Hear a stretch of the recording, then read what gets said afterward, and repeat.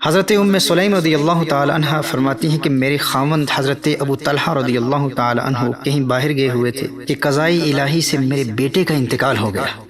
میں نے اس پر کپڑا ڈال دیا۔ جب خاوند واپس آئے تو پوچھا کہ لڑکا بیمار تھا، اب طبیعت کیسی ہے؟ میں نے کہا کہ سابقہ راتوں کے مقابلے میں آج بہت اچھا ہے۔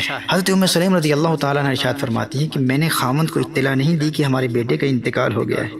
میں نے کھانے کا اہتمام کیا، خاوند کو کھانا کھلایا، اور اس رات میں نے دوسری راتوں کے مقابلے میں زیادہ بناؤ سنگار کیا، حتیٰ کہ میرے شوہر نے مجھ سے ہم بستری بھی کی۔ اور پھر میں نے کہا کہ فلاں پڑوسی کو میں نے عاریتاً ایک چیز دی تھی، اب جب میں نے اس سے واپس مانگی تو اس نے شور مچایا۔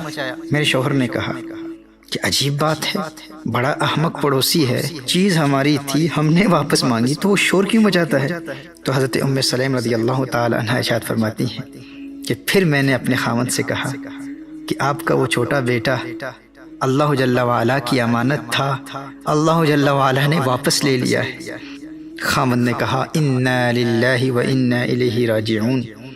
حضرت ام سلیم رضی اللہ تعالی عنہ ارشاد فرماتی ہیں کہ صبح کو جب نبی کریم صلی اللہ علیہ وآلہ وسلم کو سارا واقعہ سنایا گیا تو آپ صلی اللہ علیہ وآلہ وسلم نے ارشاد فرمایا کہ اللہ جل وعلا یہ رات تمہیں مبارک کرے، کیا ہی اچھی رات تھی، میں نے جنت کا مشاہدہ کیا اور ام سلیم کو میں نے جنت میں دیکھا۔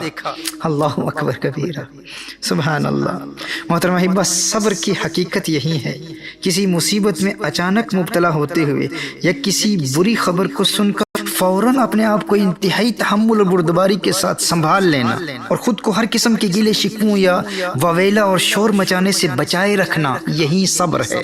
دل میں تکلیف ہے، دل میں درد ہے، آنکھوں میں آنسو بھی ہیں، لیکن زبان پر گیلا شکوہ نہیں، اور خود کو ہر قسم کے بے صبری کے مظاہرے سے فوراً روک لینا صبر ہے۔ بخاری اور مسلم کی متفق علیہ حدیث ہے، میرے آقا صلی اللہ تعالی علیہ وآلہ وسلم نے ارشاد فرمایا انما الصبر عند الصدمة الاولى، صبر تو وہ ہے جو مصیبت کی پہلی ٹھوکر لگنے پر کیا جاتا ہے۔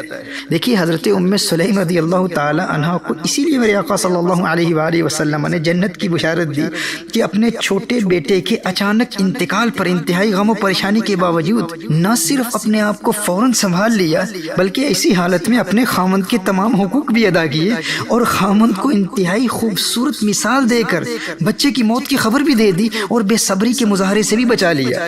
محترم احبہ، بالخصوص ایک عورت کے لیے یہ بڑا ہی مشکل مرحلہ ہوتا ہے۔